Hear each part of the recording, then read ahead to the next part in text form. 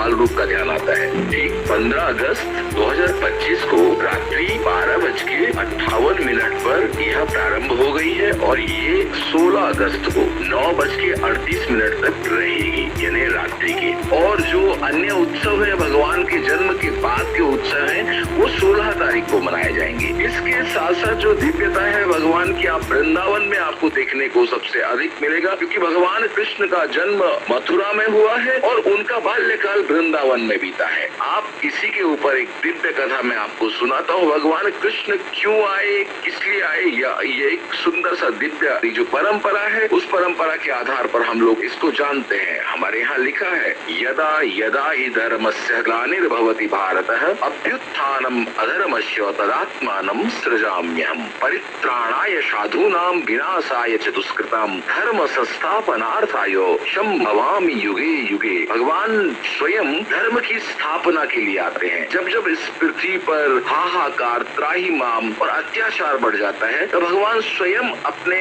आप ही धर्म की स्थापना, पुनः स्थापना के लिए इस धरती पर अलग अलग रूप में आते हैं। वसु मने पृथ्वी और वसुदेव मने पृथ्वी के जो देवता हैं, और देवकी का मतलब होता है जो ये धरती है, ये पृथ्वी है, उनकी जो माँ है, जननी है, उसको देवकी कहा गया है। ये दिव्य कथा उनके विवाह के उत्सव के काल की है। जब वसुदेव और देवकी को उनका भाई कंस घर छोड़ने के लिए जा रहे थे, उसी समय आकाशवाणी होती है, कंस तू जिस बहन को ससुराल छोड़ने जा रहा है, उसके आनंद ग्रह में छोड़ने जा रहा है, उसी के गर्भ से होने वाली संतान तेरा सर्वनाश करेगी, तेरी मृत्यु का कारण बनेगी। उसी समय कंस उन दोनों को प्रताड़ित और दंडित करने लगता है। तभी उसकी बहन अर्थात देवकी कहती है कि भाई मेरे गर्भ से जो भी बच्चा होगा वो सब मैं आपको सौंप दूंगी। वसुदेव और देवकी को कंस अपने कारागृह में डाल देता है। इसी क्रम में 7 बच्चे होते हैं वसुदेव और देवकी के गर्भ से। वही 7 बच्चों को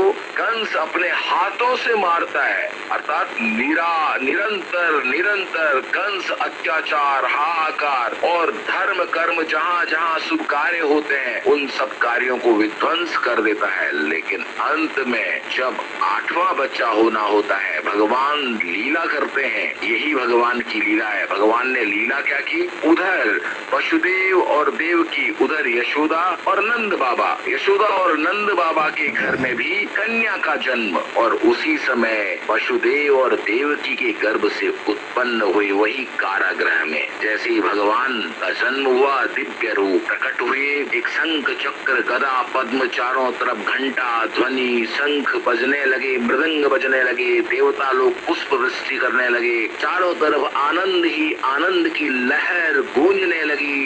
कृष्ण का अर्थ है नवीनतम विचार लाना।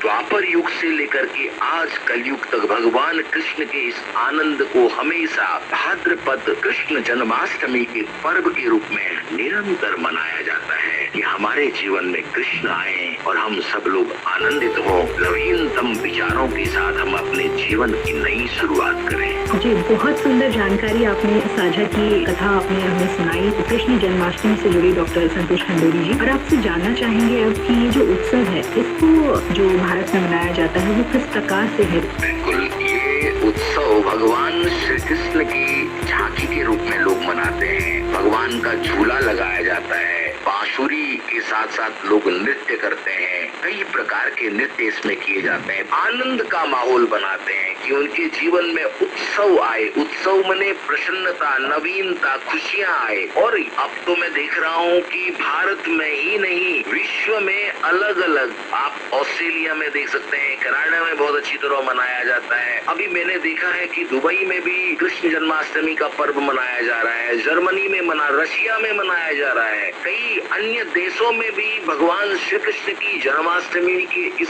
दिव्य रूप की झांकी लोगों को वहाँ को देखने को मिल रही है। ये हमारे जो उत्तराखंड की परंपरा है या वृंदावन की परंपरा है, लगभग एक जैसी होती है। पूरी रात भर कीर्तन भजन होते हैं, लोग जागरण करते हैं, भजन करते हैं, कई लोग 2 दिन तक निरंतर निराहार रहते हैं, हवन करते हैं, भगवान के आगमन की प्रतीक्षा करते हैं। तो ये दिव्य उत्सव संपूर्ण भारत का ही नहीं, पूरी धरती का धरोहर है ये त्योहार। आपको शुक्र। माखन को नवनीत अर्क कहा गया है। मैंने मक्खन मतलब सुंदर, सुंदर मधुर विचार, उसमें मिश्री भी डाल दी गई है, यानी कि मीठा व्यवहार रखें, सरल व्यवहार रखें, शीतलता रखें, अच्छे विचार रखें, वही तुम्हें सफल बनाएंगे। प्रेम से बढ़कर कुछ नहीं, प्रेम से जीवन जीना प्रारंभ कीजिए।